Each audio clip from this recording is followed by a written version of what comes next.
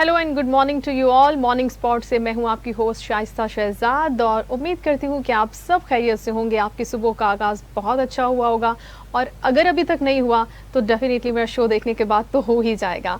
तो नाज़रीन, जिस तरह से मुल्की हालात चल रहे हैं उन सब मुल्की हालात के अंदर अब कुछ अच्छी खबरें भी ब्रेक हो रही हैं और ये बहुत अच्छी चीज़ है। इसमें हम आपको थोड़ा सा आपको अच्छी चीज़ें और पॉजिटिव चीज़ें भी बता देते हैं और उसके बाद हम बाकायदा तौर पर अपने शो का आगाज़ भी करेंगे।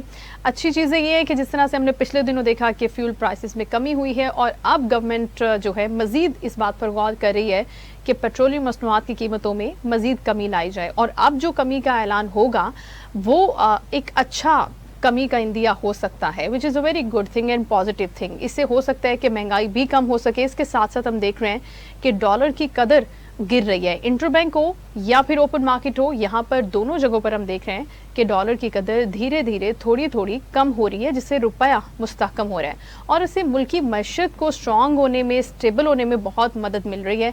तो ये जो सारे इकदाम अभी शुरू किए हैं हुकूमत ने, इन सब इकदाम को यकीनी तौर पर सराहा जाना चाहिए और उम्मीद करनी चाहिए, तवक्को रखनी चाहिए कि ये इसी तरीके से, इसी रफ्तार से आगे चलेंगे और मुल्क में मज़ीद स्टेबिलिटी आएगी। पॉलिटिकल क़यादत जो कि अब इलेक्शंस की तरफ जा रही है वो भी अच्छी तब्दीलियाँ लेकर आएगी।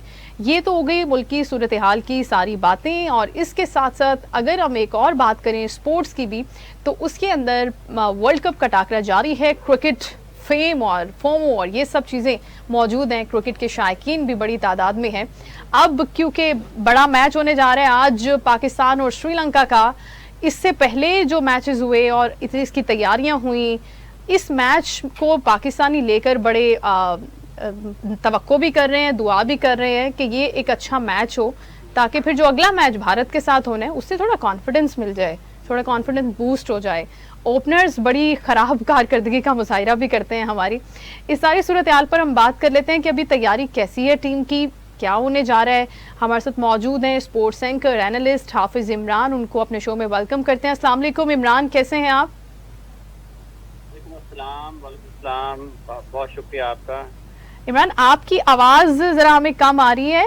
आप ये बताइएगा कि अभी जो मैच होने जा रहे हैं पाकिस्तान और श्रीलंका का, उसमें पाकिस्तानी टीम कितनी स्ट्रॉन्ग दिख रही है आपको? कंडीशंस भी पता हैं, टीम भी पता है ऑलमोस्ट क्या होगी, क्या देख रहे हैं आप?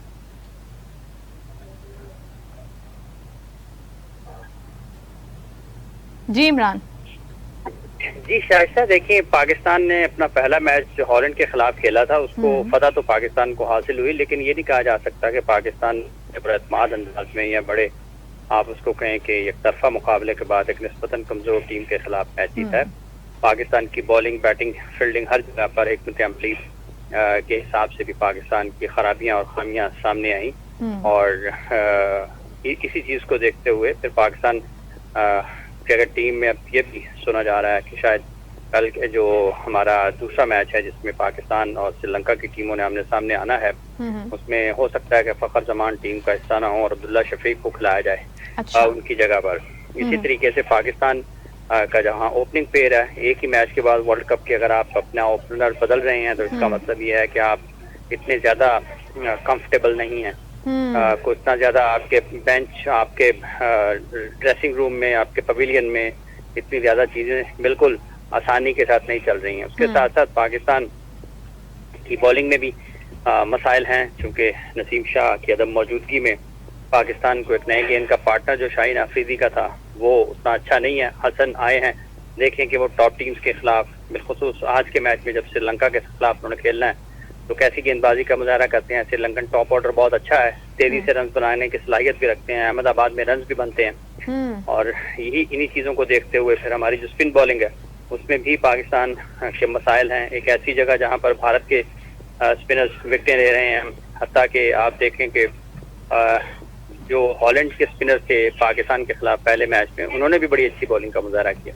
लेकिन पाकिस्तान के स्पिनर शादाब खान हो या नवाज हो वो उतना अच्छा परफॉर्म नहीं कर पा रहे हैं अपनी टीम के लिए।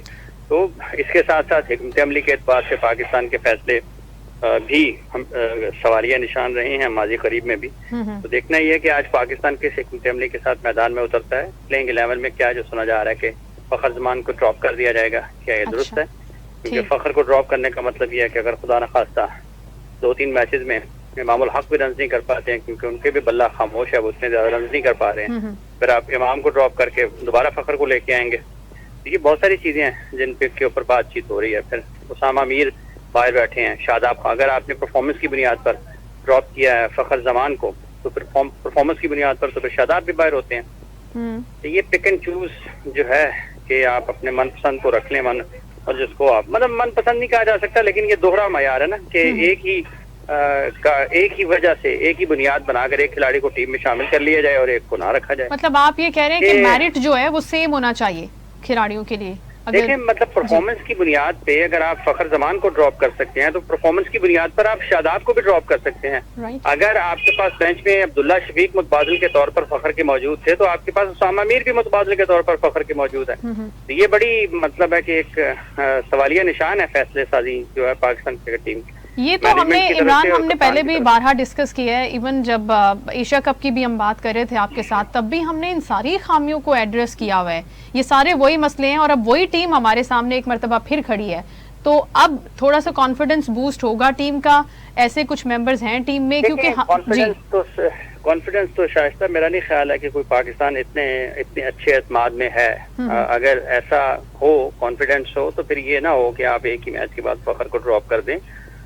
इतनी अच्छी चीजें नहीं है, इत्मीनान वाली या तसल्ली बख्श सूरत हाल नहीं है, वो इतना आसान नहीं है पाकिस्तान के लिए। तो इसलिए मेरा ये ख्याल है कि मैच अहम है। श्रीलंका ने बड़ा वो कि उनको भी नाकामी का सामना करना पड़ा पहले मैच में साउथ अफ्रीका के खिलाफ। 400 से ज्यादा रन उनकी बॉलिंग को हुए हैं, लेकिन उन्होंने उस टारगेट को जो उनके सामने था, उनकी बैटिंग ने बड़े अच्छे अंदाज में उसका ताकुब किया।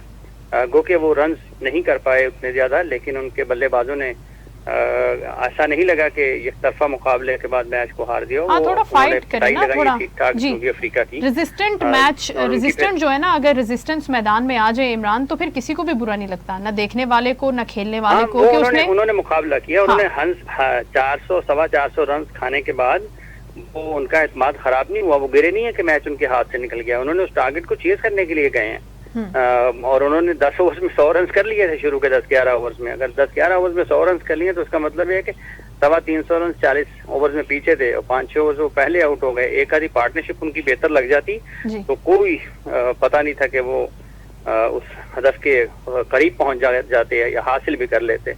तो इन चीजों को देखते हुए और श्रीलंका की टीम को इतना आसान लिया नहीं जा सकता। और माजी करीब में पाकिस्तान वनडे क्रिकेट में उनके खिलाफ पाकिस्तान के नतायज भी कोई अच्छे नहीं है, लेकिन बड़े मुकाबलों में वर्ल्ड कप में श्रीलंका पाकिस्तान के खिलाफ उतनी अच्छी क्रिकेट नहीं खेलता अमूमी तौर पर, अगर हम माजी पर नजर दौड़ाते हैं।